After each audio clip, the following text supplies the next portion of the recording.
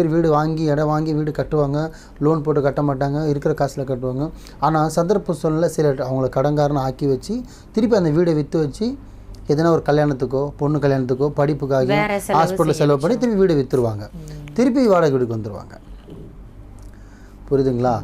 வம்ச ரீதியாக நான் ஒரு 5 தலைமுறையாக 10 தலைமுறையாக சொந்த வீட்டில் தாங்க வசிச்சுட்டே வரவங்க சொல்கிறவங்க பார்த்திங்கன்னா மக்கள் கம்மி தான்.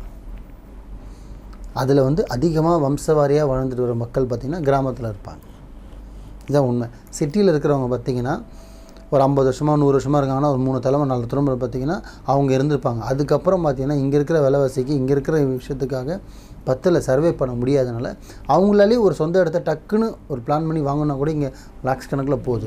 ஜாதக கட்டத்தில் சொந்த மனையில் இருந்து அங்கே இருந்து வசித்து திருமணமாகி குழந்தை பிறந்து அங்கே உன் வம்சம் வளரணும் அப்படின்னா அதுக்கான கொடுப்பனை உன் ஜாதக கட்டத்தில் இருக்கணும்.